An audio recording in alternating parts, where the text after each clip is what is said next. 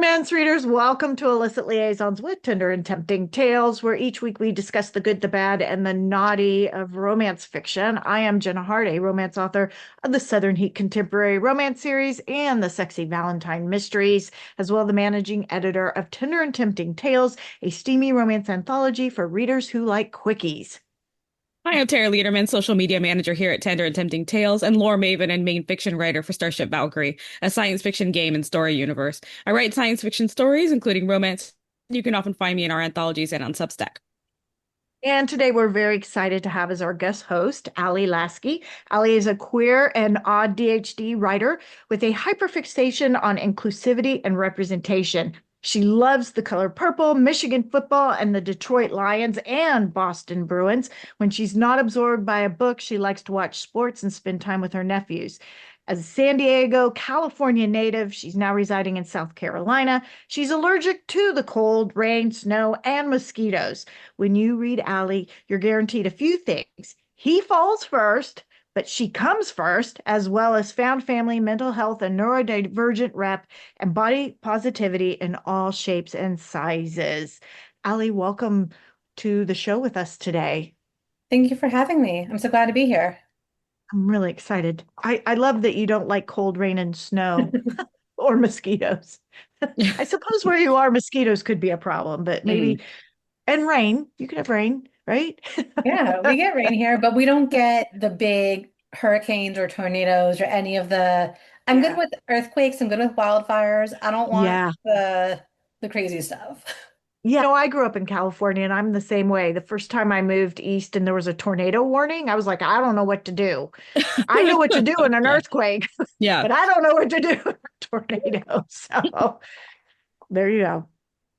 Anyway, we like to start the show with a little bookish drama or news. And one hot take we've been kind of keeping an eye on from Bookstagram to Book Talk to BookTube is the idea that reading a lot of books doesn't mean you're well read.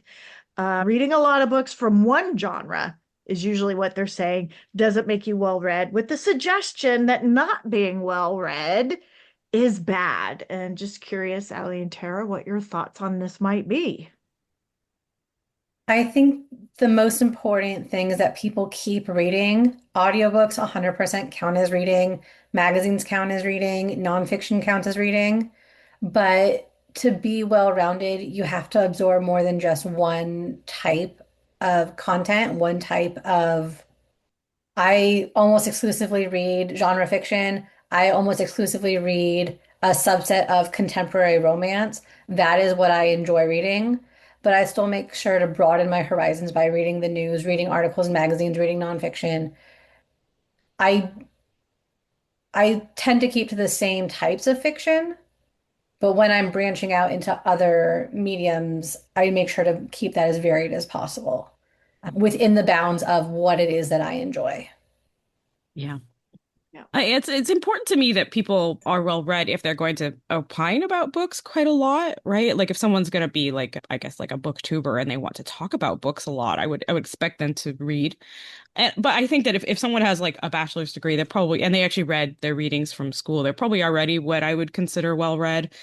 But also, like, I think you can be well read in a genre, and I think that's great. If someone says I've read, the entire history of science fiction, and I've read Asimov and I've read Heinlein and I've read all this, and I would like to talk to them. It's good to have depth of reading, to be an expert in something. If someone's well read in the 18th century, that's still someone who's worth talking to. There's nothing wrong with depth. I think breadth can be really important before you talk a lot about books, of course. But I don't think that necessarily being super well read is like necessary just to live life. If reading's not your thing, that can be fine. I think the other thing is that I want people to be well read in a genre if they're going to talk about that genre.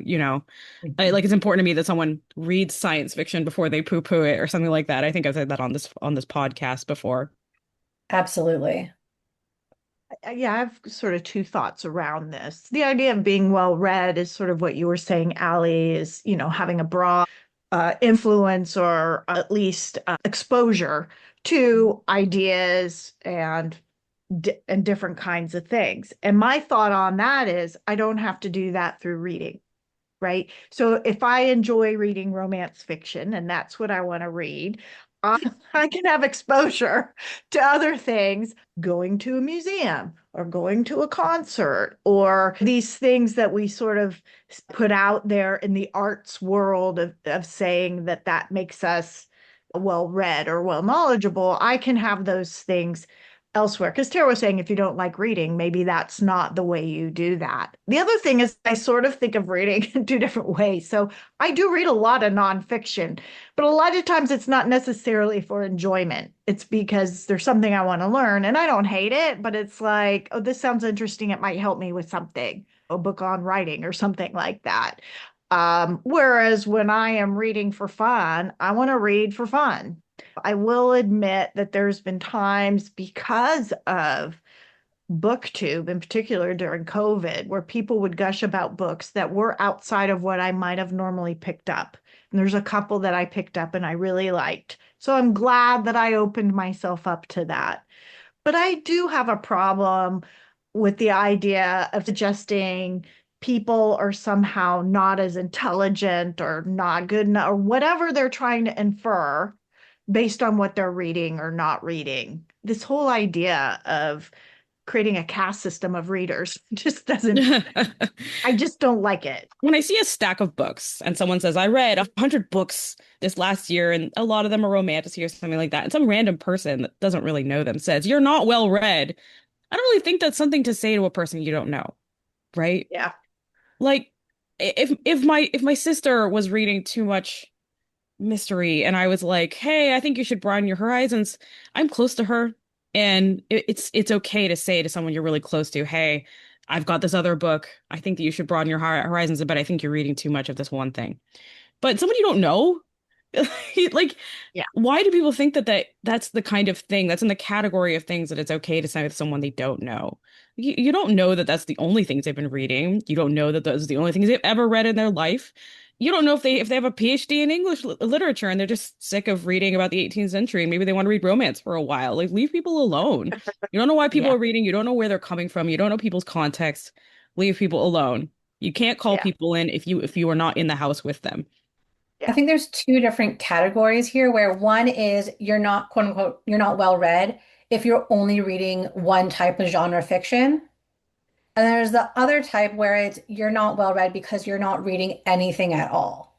So it's the people who are not reading anything at all or not broadening their horizons that I Yeah. think we should be encouraging to read more. And that's when we read in different mediums.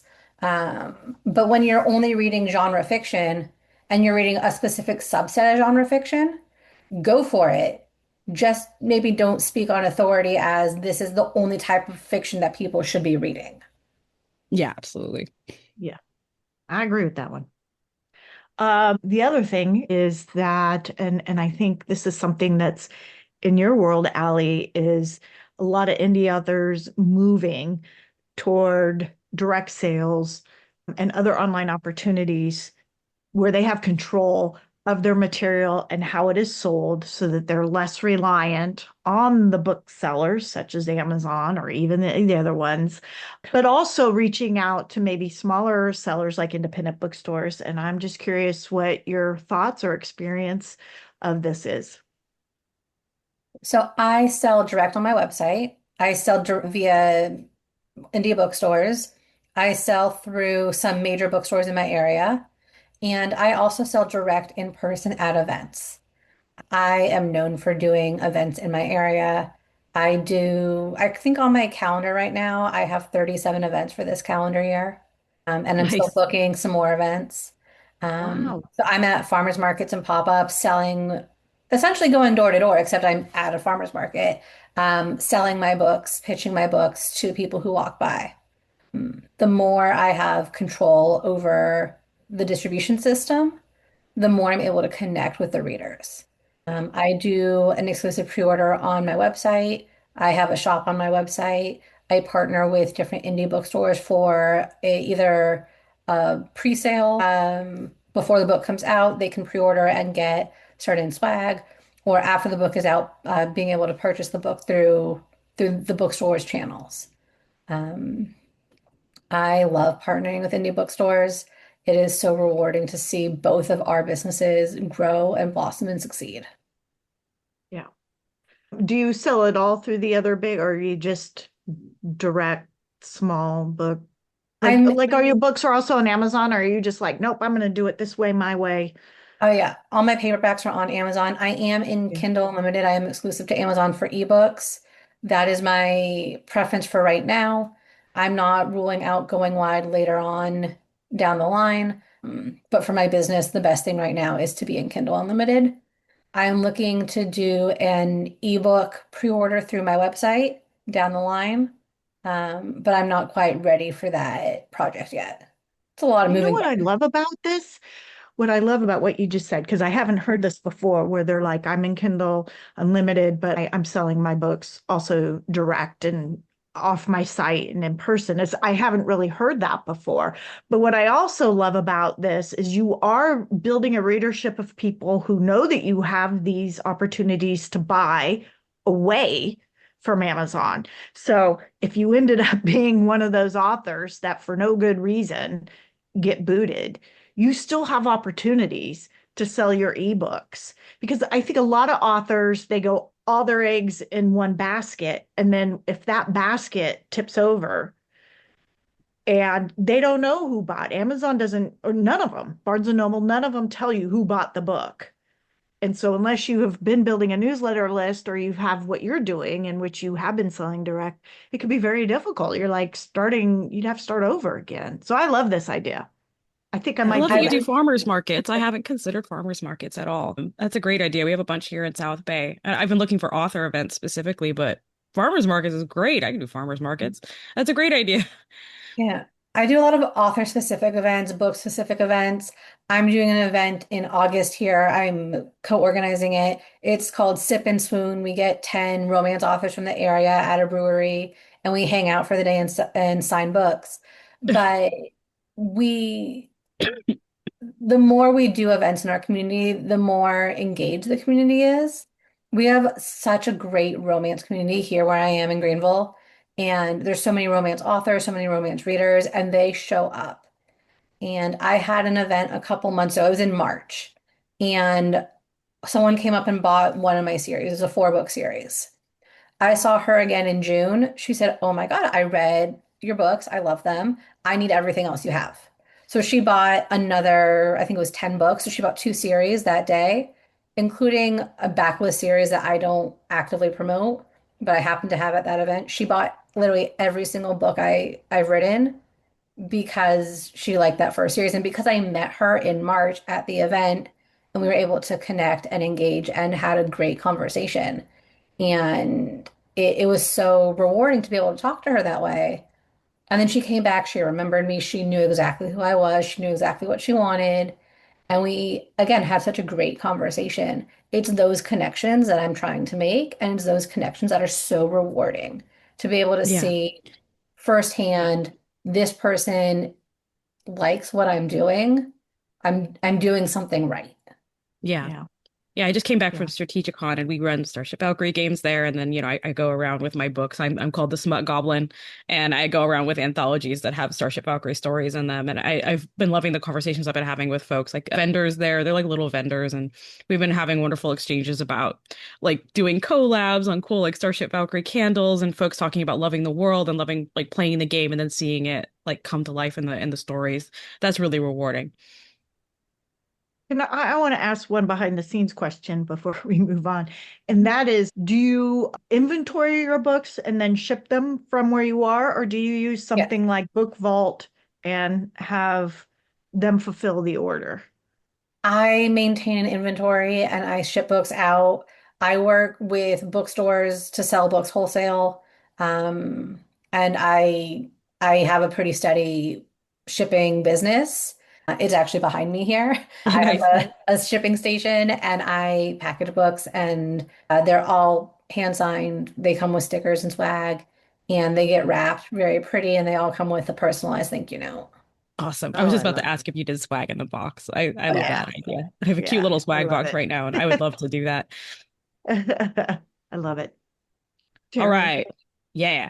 So Allie, we know you have a new release coming out called Instigator, which comes out 8/14, so August. And ARC signups will be live by the airing of this podcast. The book features a grumpy, autistic hockey player and a billionaire tech genius with ADHD. There's a reverse age gap and workplace romance, which feels like a lot of great, interesting elements in sports romance. So I was wondering if you could tell our listeners about your book and about your inspiration for it. Yeah, Aiden is the team captain of the Boston Grizzlies. We've seen him in a couple other books, and he is autistic, but he's never said the words out loud. He's never told anyone. He learned because a fellow teammate is autistic and revealed some of the struggles he was going through. And Aiden kind of self-reflected and realized that he had something in common. And so he's never said the words out loud. And then we've met Ceci in previous books, and she is fabulous. She is a badass boss bitch, and she's in charge and she knows it. And they don't know that they've been playing online video games together for 7 years.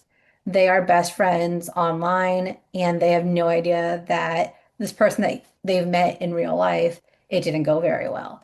But this person that they've met in real life is actually their best friend that knows everything about them except their name. Um, and Aiden's sister Haley is friends with Ceci. They're on the board of the Boston Grizzlies together, and Haley sets them up on a blind date, and it doesn't really go very well. Oh no. Oh Um, no. and they're talking online, and he puts the pieces together, and it's beautiful. And I'm so excited for this book to come out and to get all the love it deserves because Aiden is just so grumpy and so autistic and just I just want to cuddle him. No. That's I love adorable. that.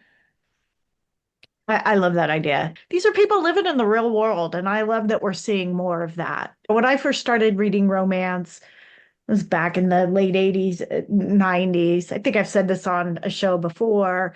Uh, our heroes were pretty much 5'7" women with long blonde hair, 6'2" tall men who are muscular, and they might have been somewhat alpha, but now we're seeing more people that reflect the real world, and I love that. Not that there's not 5'7" women with long blonde hair, but you know what I'm saying.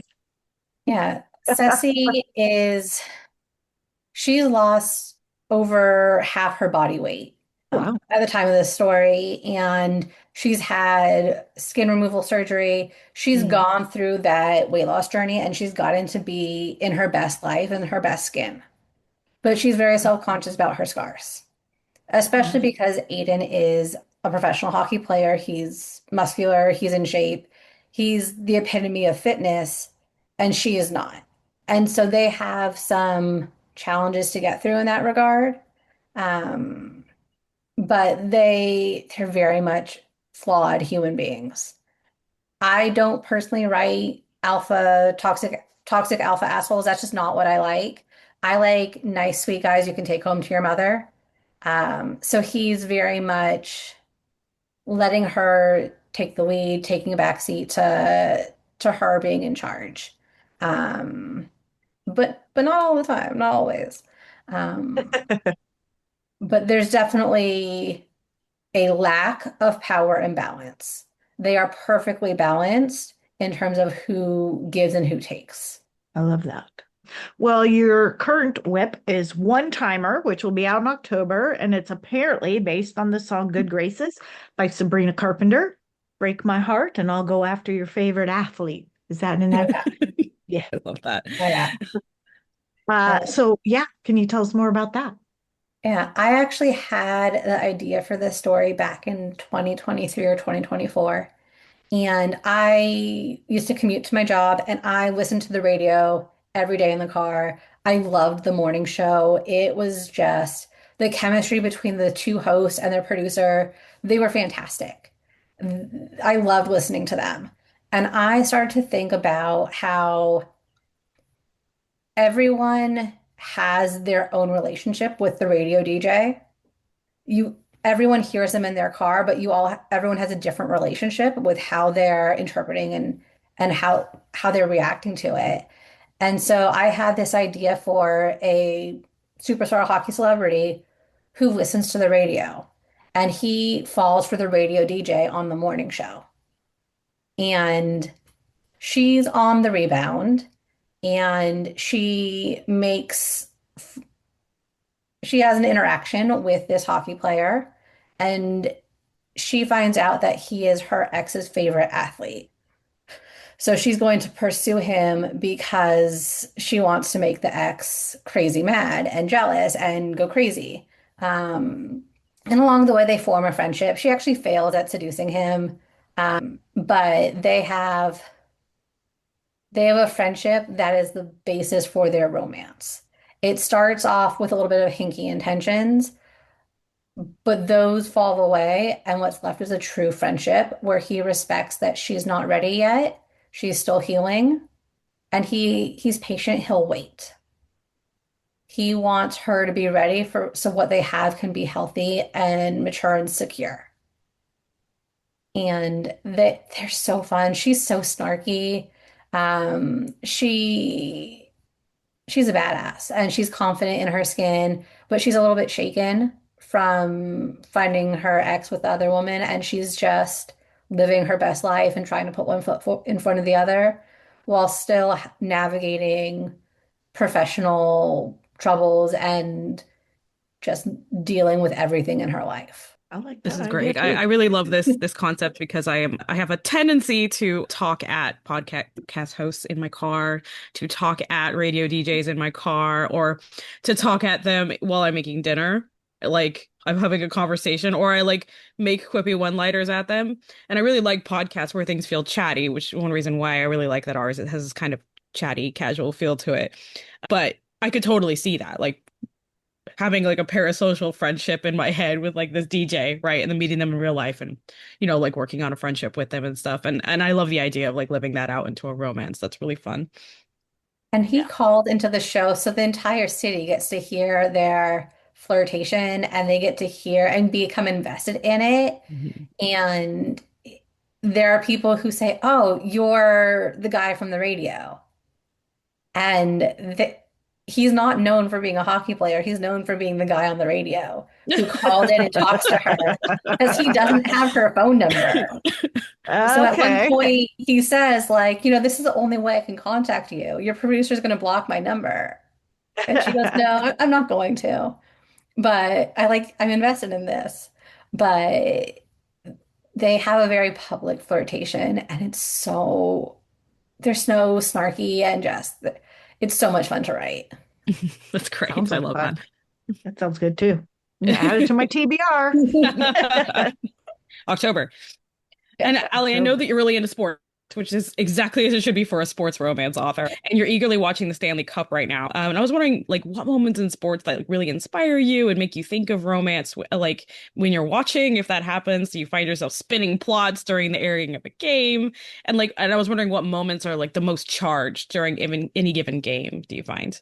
I love to hate to love when my team is down and surges from behind and comes out with a win. It Mm. stresses me out. It lowers my life expectancy every single day. Um, I my problem is the teams I like are terrible and they love to hurt me. And currently, I follow the San Diego Padres, and I think they've lost their last three games. Mm. Um, my hockey team doesn't know how to play third period hockey, and usually they don't know how to play first period hockey either. Michigan football hasn't been terrible, but they're not been great either.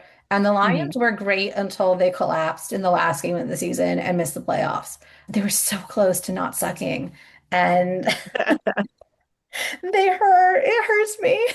Um, but I love to follow the storylines of what the athletes are going through, the adversity they overcome, and the challenges they face.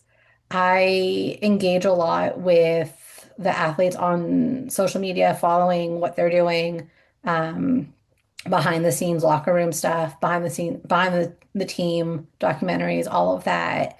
And they're just real people. They're humans. They're fallible.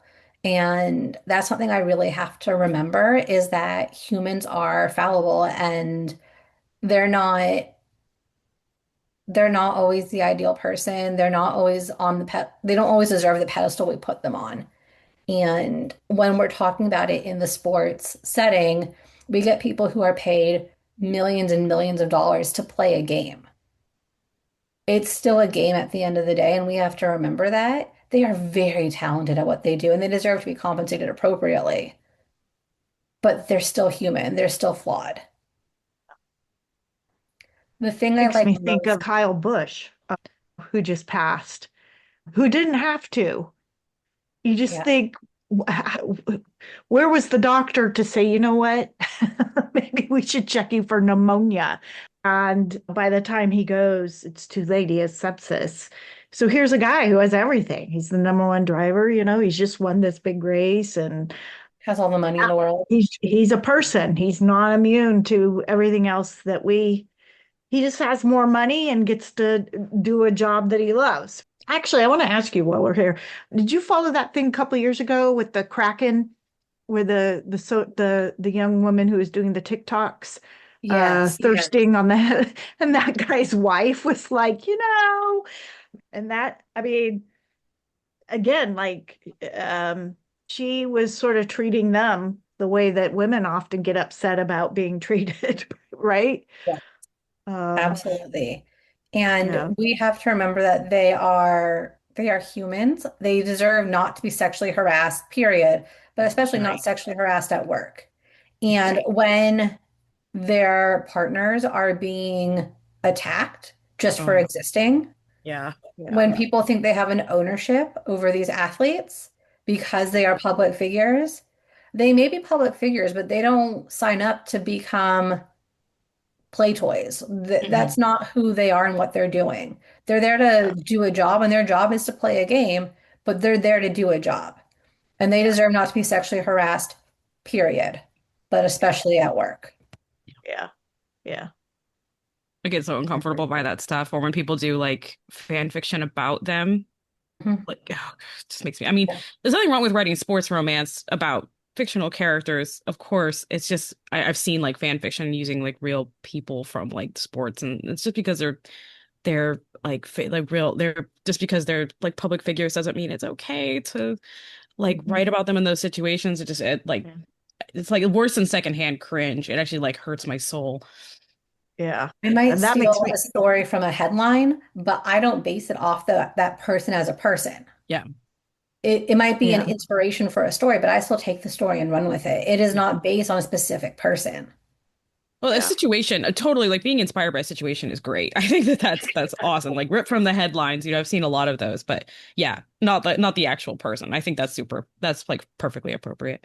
Yeah. I still think you need to be careful because I know a couple of years ago, Ivy Smoke put out a book where everybody had different names, but it was very clearly Travis Kelsey Mhm. and Taylor Swift. Yeah, you need more Um, distance, right? It can't just be like exact situation Taylor Swift has been in, exact description of her, and her name is yeah. Taylor Swift. Like we all know Yeah. that this is Taylor Yeah. Swift. Like you're not being clever. We all know what you're doing here. Yeah. Yeah. I think the initials were anyway the same. Yeah. At the core, the pop star and the football player or the hockey player, that is not a new story. No. I can name at least four pop star and hockey player or football player stories off the Yeah. top of my head. Hmm. But the difference is when you're basing it on a real person and using their characteristics and using their likeness. It's using their likeness that is the problem. Yeah. And that is grounds for lawsuits. Yeah, Yeah, and I especially when think there's it been an actually actual had situation with that situations person. that were the same. He had a podcast. Mhm. He liked her, liked all this stuff that we knew from from all the stuff you hear in the gossip, entertainment gossip. Yeah. Like all of that was there. Yeah. Yeah. To then be cute and be like, "Oh, it's Taylor Swift." It's like you're insulting our intelligence. We know what you're doing here. Yeah. Yeah. And so did her lawyers. Yeah, Yeah. exactly. Yeah. That book was not up for very long. I think it came out pretty quickly. And I don't know that it was illegal. I mean, it could have been a legal issue, but I think there was some backlash.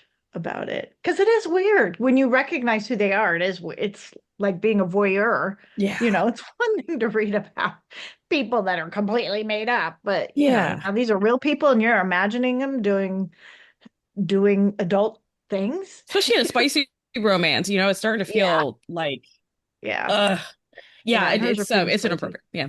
Not even Yeah, like an illegal thing. There's also, there's the moral aspect of it as yeah, well. Like, yeah, yeah, maybe someone who determined like, oh, this was different enough that it's not illegal, but like also just feels gross. yeah. It's weird. Yeah. Well, we do, Tara and I like to do our shows like this where we're just sort of talking and our guests are, we find out about you, but we also like to have you join in to the discussions that we have, especially about bookish things. I'm just curious, if we've been asking lots of questions. Do you have any questions of us or things like that? I'm curious what you think of the current state of contemporary romance, where people are finding their their comfort. I see a lot of people are rereading the same books over and over instead of finding new books. Mm. I get it, the world is trash. We need to reread things, our comfort reads to bring us that joy. But I'm curious, especially in the world of contemporary romance, where do you think people need to find their new books or their new love for reading over again? Go ahead, Jenna. You write contemporary romance. I'm interested in your thoughts on this. It's an interesting question. I'm not someone who reads things over again, but I would understand why people would do that. Sometimes I go back and read scenes in books that I liked. Usually they're highly emotional scenes. Those are my favorite. And so I could see where people would want to read something again, like you said, that is comforting. I think also there's a bombardment these days of everything, whether it's about books on Book Talk or whether it's about the world in general. And I have a sense of a lot of people retreating away from a lot of social media or things like that. But in terms of helping people feel like it's okay for me to read these other things, especially since there contemporary romance, some of it has gotten, we now have dark romance, right? So we do have people who are supposed to be our quote unquote heroes that they might cross the line for some readers. That might be difficult. That's why we have the trigger warnings now. Um, and I will admit that I'm a very picky reader, so I'm not the best person to talk about branching out. Um, but I also feel like that there's so much out there now in romance. There's so many great opportunities for discovering new people, new stories. I mean, you've described your stories, and I'm like, I love those ideas. I haven't heard them anywhere. Tell you, right? Yeah. You're not here. I don't know this, right? And so I think for a lot of readers, particularly in the romance, there's so many choices and just sort of a willingness to listen to a podcast like this and think, oh, that sounds really interesting. I'm going to try that. I guess I'm not sure if I'm answering your question, but that's Yeah. sort of my sense of it. I can add on to that. It's weird you asked this because I'm in my branching out era right now. I've been doing sort of like editing work with us, and so I've been receiving a lot of short stories and different like subgenres of romance that I haven't historically read a lot of, and finding out about like categories of romance and subgenres of romance that I haven't seen much about, like medical romance. I didn't even know that was a thing, I found out about medical Yep. romance. I was like, ooh, what is that? And it turns out I've actually been watching and reading a lot of medical romance without knowing that's what it was. The one thing in contemporary romance, even though I enjoy reading the short stories we receive, the one thing that drives me away from it in the bookstore is I don't like the covers. And this is a preference thing. I'm not saying they are bad, but I don't like the cartoon covers. I feel like I'm being infantilized a little bit by all of them being cartoon covers. I don't mind rom-commy ones and like fun, flirty ones being cartoon covers, but if I'm in the romance section and I see the contemporary romance area, they're all this same style of cartoon covers. And there's something like cutesy about it. Very like, oh, we're not talking about what we're doing here. And the historical romance covers, the old ones like clinch covers and stuff like that, like I really love those. I think that they're gorgeous and I think that they're a little more honest about the contents, you know? And I think the romantasy ones are really gorgeous and there's a lot of artistry to them. But a lot of the cartoon covers, like not all of them, but some of them do feel kind of, I don't know, weirdly low effort to me or really simplistic or cutesy. And that's just my feeling about them. It doesn't mean that that's all of them. I've seen some I've really, really liked and thought were great. But the preponderance of them it kind of annoys me. That's where I'm at with contemporary romance. I think that there's a comfort food aspect to it. I'm like, don't worry, look, another cartoon cover. And I worry that there's a lack of branching out there. And this is it's the trend right now, and there's always trends in books, and it's perfectly fine. I guess I just get annoyed by there being so much of it, like so many of the covers in the bookstore that are there at like Barnes and Noble in the contemporary romance section looking so similar. Oh, I Yeah. have thoughts on that. All Um, right. because when you're in Barnes and Noble, it's not reflective of what is the full market. Not In at Barnes all. and Noble, 99% of those books are trad. Yeah, Trad absolutely. books and indie books are completely different animals. They can't even be in the same conversation. Yeah, this is the trad contemporary publishing industry that I'm talking about. Like just what I see in the bookstore. Oh But yeah, I no, think a lot of times authors do sort of mimic because the idea as well, if a Yeah. big publisher is using this as their marketing thing, that must work, it must do that. And, it triggers, like when I saw those covers in my mind, it was always rom-com, right? That was sort of the cue. This is rom-com.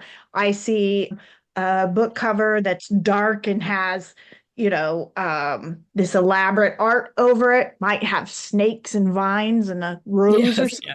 I know that's a dark romance, right? Yeah. Like, so in a lot of ways, those are cues. It goes back to something I posted today on our Substack about tropes and how they're used for marketing. And as long as they work, people are going to use them. When they stop working, they'll do something else. And I think covers are the same way. I do sort Yeah. of agree that for some books, having those covers is a disservice because it doesn't really fit. If I see it and I expect rom-com, I expect rom-com, Yeah. right? The moving away from having the bare-chested guy on the cover, I Mm. think partly was people wanted to hide what they were reading, Yeah. right? Yeah. Which is why they switched covers. Or two, I remember trying to advertise and some images, Meta didn't like. That's fair. Yeah.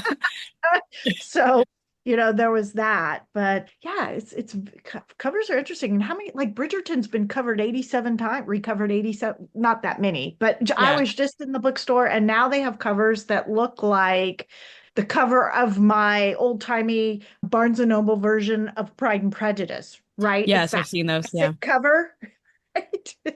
So, yeah, interesting.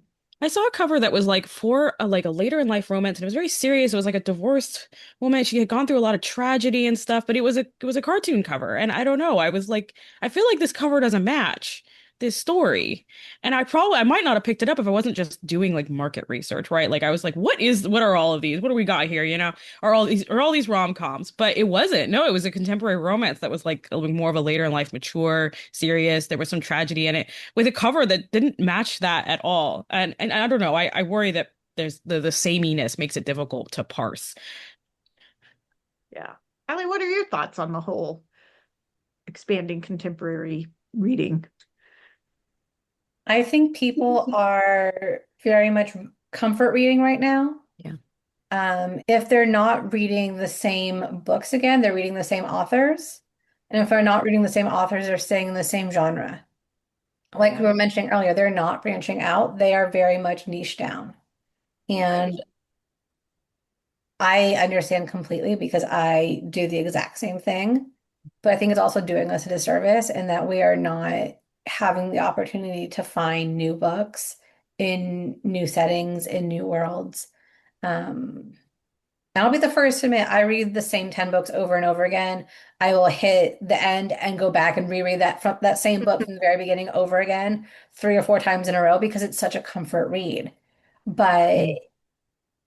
I picked up some books this week and I read the first couple of chapters of 3 different books, and all 3 books were so terrible. Oh no. Oh Uh, no. and it was so disappointing, and it made me want to go back to my comfort read. Mm.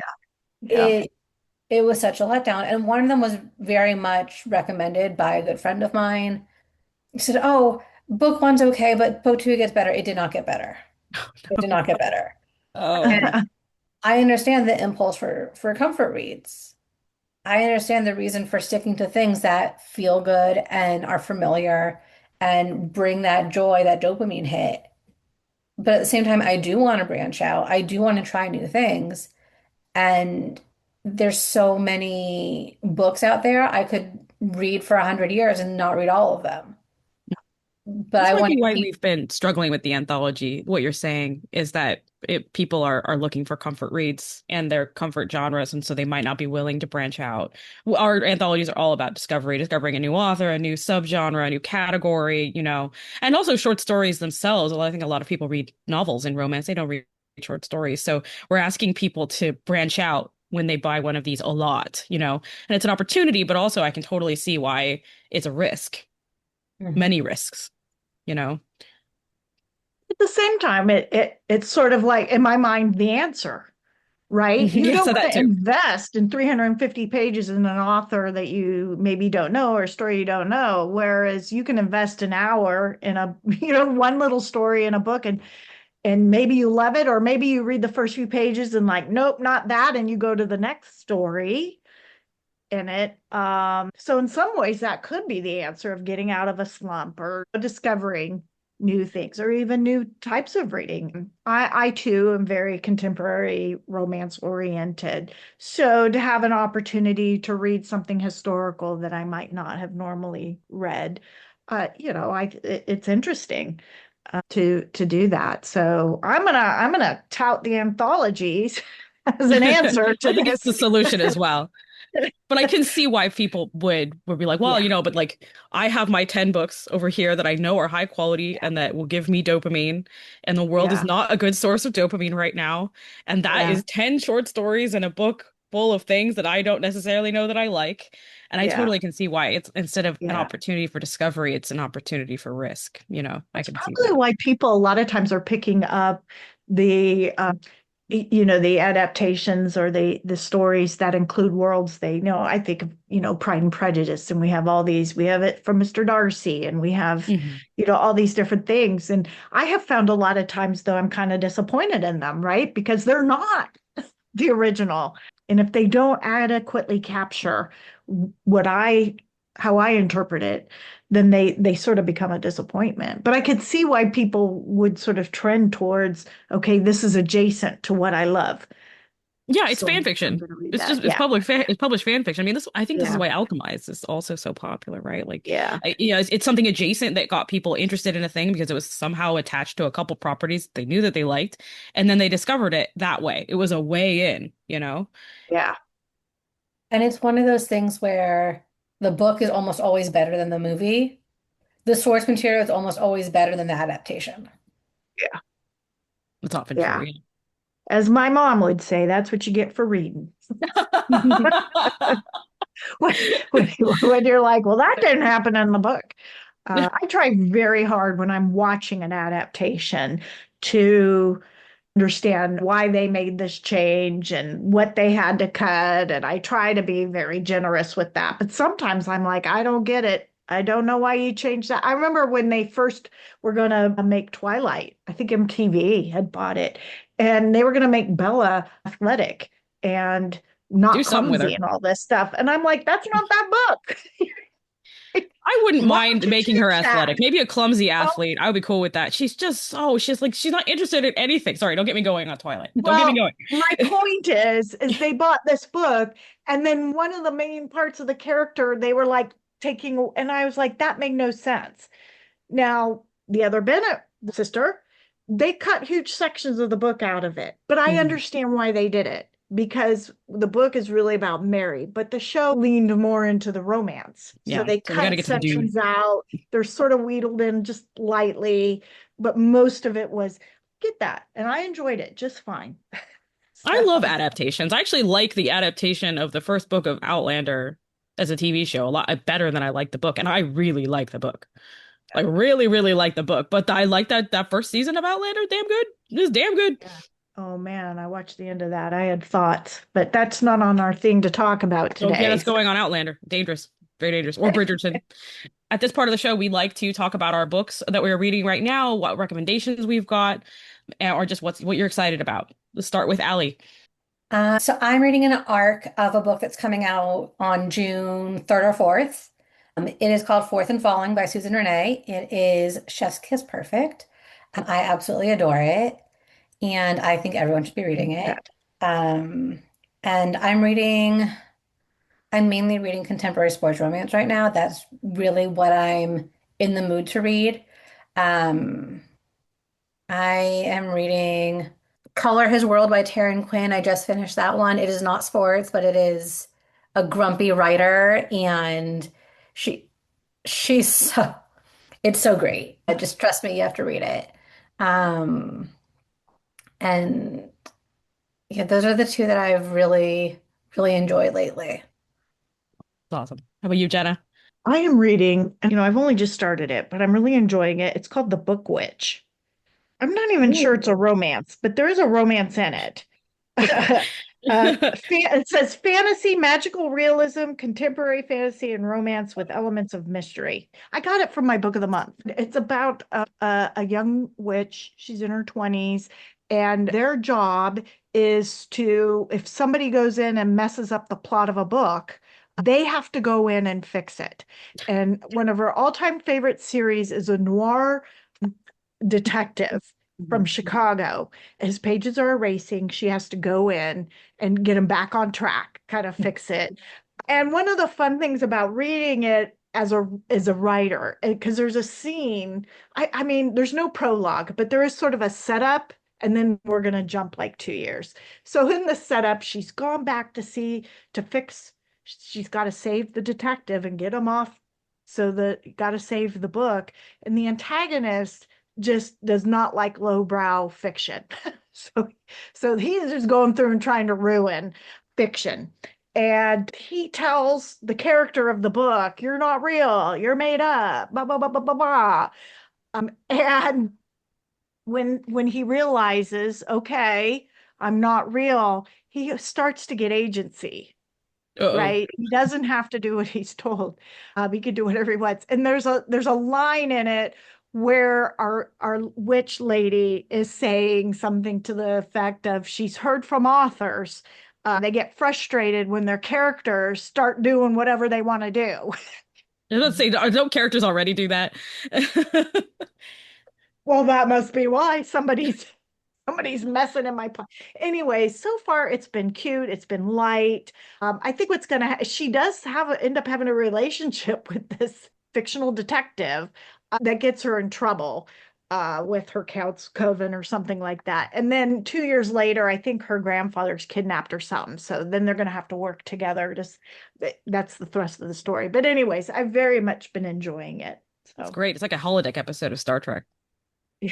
yeah. It's a light, if you're looking so far, if you're looking for something that's just sort of light and soft, cozy, I guess we would use. This has been it. Yeah. That's So, great. I have been reading Aquatar. I'm supposed to write our romantasy article for Fantastical Foes zine, and it occurred to me that I hadn't actually read one of the foundational works in romantasy, and that I had to go read it. And I'm really liking it. It's really well written. Remember the whole thing we were talking about with Emily Weinstein and the unicorn stuff and everything, and talking about the quality of romantasy. If this is a foundational text, it ain't bad. Is it my yeah. bag? No, but that's fine. Doesn't make it bad. It's pretty good. It's Yeah. pretty well written. I enjoyed it as a retelling of Beauty and the Beast. Yeah. I didn't necessarily feel the chemistry between her and Tamlin. I can't Tamlin. remember. Yeah. But no, for what it was, I remember enjoying it. I'm actually enjoying the world building more than anything, and the characterization is really good. Like I like Feyre's like her character arc and her like she feels very real. I'm liking that a lot. I mean, to me, it doesn't feel like the like fantasy elements have been left to the side at all. I have seen romantasy where I feel like there's a lot of impatience with fantasy.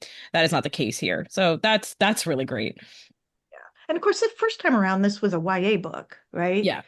And then later got moved into the adult fantasy because later books get a little steamier.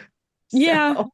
It Um, doesn't feel super YA to me. That's the other thing. The reading it feels like a higher, like the writing is pretty complex and deep perspective on a character who's going through a lot. Well, I think that young adults could absolutely relate to it. I could completely see why adult readers enjoy it as well. feel like maybe you're supposed to read Fourth Wing too, Yes, which I have that's on the not list. read, but Yeah. that was the one that captured. That's where the dragon stuff comes from, right? The tr Well, the Yes. dragon talk. I haven't read it. I have it on Do I my have to? Audible. I have it on audio. And they did like a dramatization version. Have you seen Oh, this in audiobooks hmm. now? Some of them are putting out these like so I guess like a play or whatever. And The I radio have it, I play. Mhm. downloaded it, but I haven't listened to it yet. So I love those. Like BBC did those for like classical literature. I have one for Clarissa, which is like a radio play, and it has sound effects, the sound of raindrops and people opening doors and footsteps and things like that. It doesn't do the whole book. It's just sort of like a highlights, really. But yeah. it's wonderful. I love it. It's got music and everything. I mean, Like I those think old the tiny art of the radio radio play has been shows. lost, and we need more of them. Oh, Allie, thank you so much for being here with us. We really appreciate it. You've been awesome. I hope Thank you you for had a good having me. I'm so time. glad to be here. It's been really great, and I love hearing about your books. And I've been loving learning more about sports romance. We've had a couple people on who've been talking about sports romance, and it's been really a revelation to us because neither of us write sports romance. But I enjoyed like Heated Rivalry when it came out, and I was like, oh my God, this is like a whole world, a whole like this category is just like this like gigantic swath of romance readers that I didn't know anything about. So it's been a wonderful discovery. Good, I'm glad. And to our listeners, we are Tender and Tempting Tales. You can find us on Substack and read great romance articles every week, written by Jenna Hart, written by me, written by guest writers. Just find us on Substack as Tender and Tempting Tales.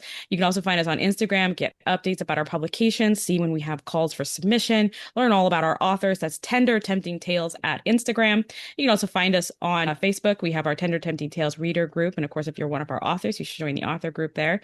And you can also join our mailing list. We have a freebie story for you that's written by Jenna Hart. It's About Damn Time, which is a Skullhaven Bay contemporary romance full of delicious pirate lore and friends to lovers. And it's a wonderful story, and I absolutely recommend that you get it. We have a new publication out right now that's Fireworks and Flirtation, a new summer romance anthology full of all the tropes you love and some you might not know if you love, and romances across the subgenres that came out just a couple of weeks ago. And we hope that you'll pick up a copy. We've got it on ebook, it's in Kindle Unlimited, and also in beautiful paperback. Ellie, I want to thank you again for being here. I've really enjoyed talking with you and learning about your books. I am excited about the two you talked about today. Definitely going to go and add those to the list. And I do want to remind listeners that we will have links to Allie's website so you can go check out all her books, as well as to any of the books that we mentioned on the show. We'll have links to that in our show notes. And until next time, I want to wish you peace, love, and happily ever after.